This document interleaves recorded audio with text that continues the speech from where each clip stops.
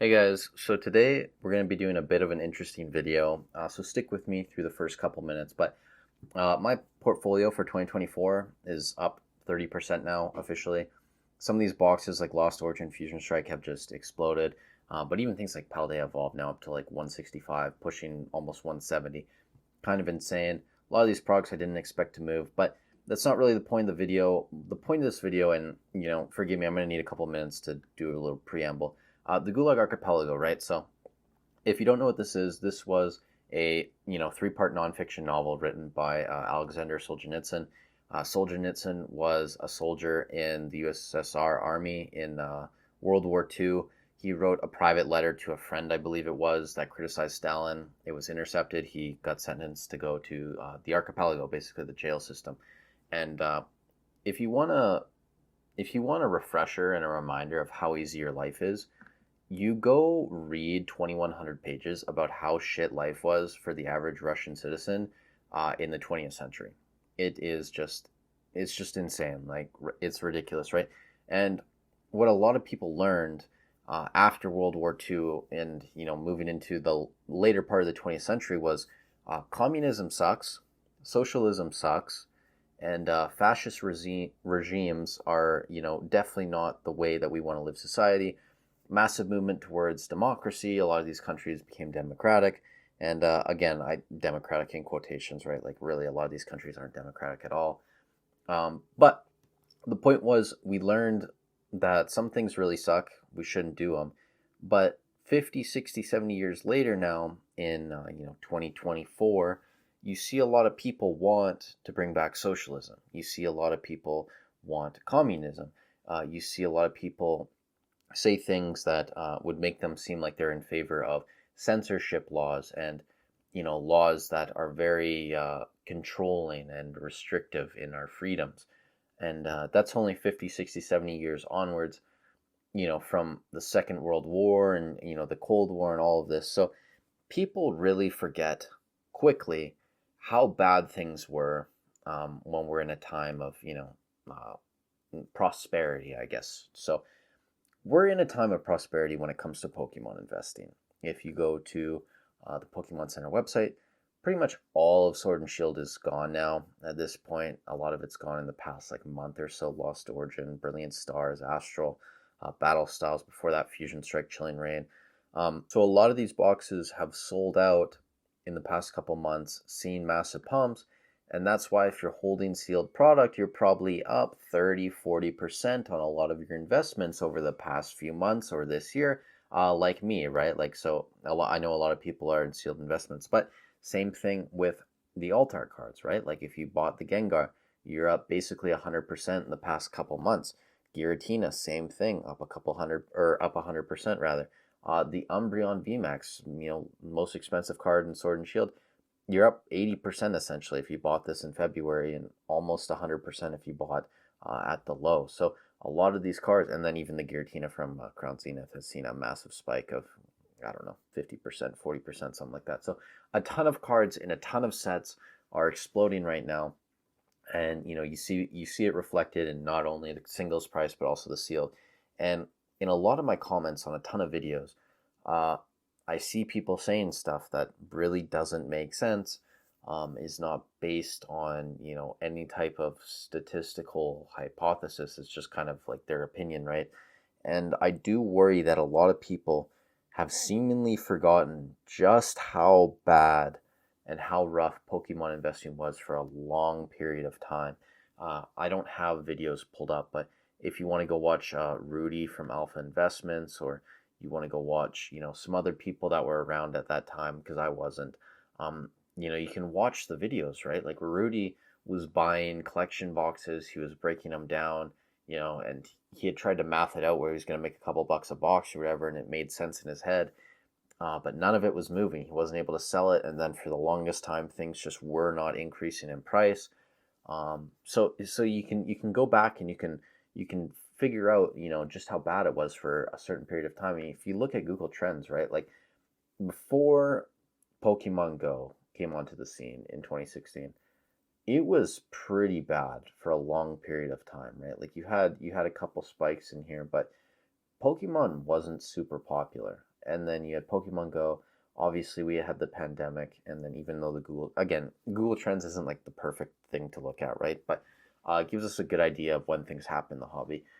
We're now at a point where not too much is happening in the hobby, and if you look at a lot of actual fans and collectors, a lot of them aren't the biggest fans of the newest sets, the DLC. Like Pokemon was posting Peturant on Instagram with a weird like dance because everyone was like hypnotized or whatever. Like a lot of people said these things are just like absolute misses. They don't like it. So, Pokemon, I think coming out of the pandemic definitely has a higher level of popularity. There are more people in the hobby.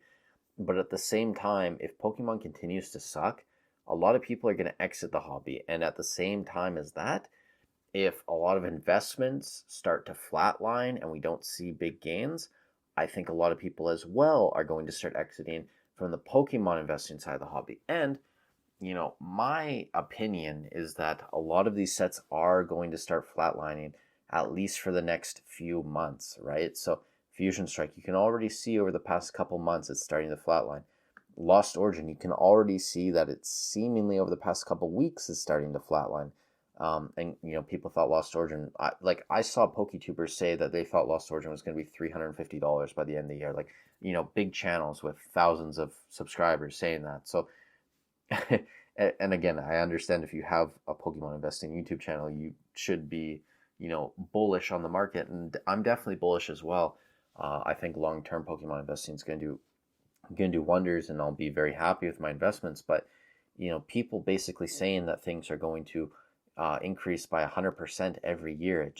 It doesn't make sense, guys. And again, it does happen. Like we're seeing with the altar cards, like the Gengar, like the Giratina. It does happen where you can make plays and make 100% or more at a time. But thinking at this point that the Giratina and the Gengar and the Umbreon and all of these cards are just going to continue to fly, yeah, again, like I don't know. Like I think a lot of people are just living in La La Land, and that is where I start to get concerned a bit because if things, based on Google Trends, right? Like if we have a lull for next couple of years, say boxes of Sword and Shield didn't really move for a couple of years, right? Like imagine Lost Origin in 2026 was still $230, $250, even if it moved up to like $300 over the next couple of years. Like I imagine a lot of people at that point would be leaving the hobby, and I think that could theoretically happen. Like I don't imagine it will. I think we're going to see healthy growth, especially on a lot of these sets that people really want, and not just investors, right? Like lots of collectors want the alt art sets. So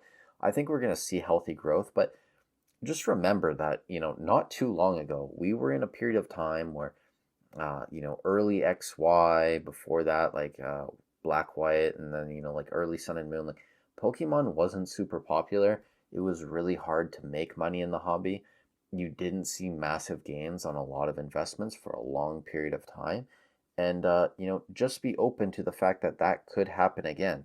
We don't know how many people in this hobby are massive whales manipulating the market. Like, again, we don't know what percentage of, growth is coming from outside investors looking to pump and make short-term gains. So, again, like I think long term, the hobby is very healthy, especially at this point, especially with the fact that collectibles as a whole are becoming more mainstream and more widely accepted.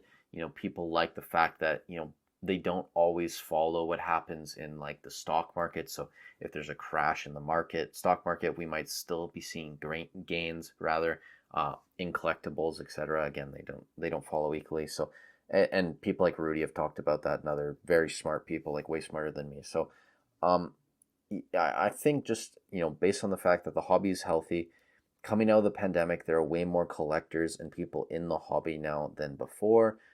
Just the fact that Pokemon in general is more mainstream, collectibles are more mainstream, collecting cards in general as well, like sports cards also, like all of this is just more mainstream. And even if we see a reduction, that I still think we're in a healthy place. But just remember, okay, nothing goes up forever. Things can absolutely crash and come down.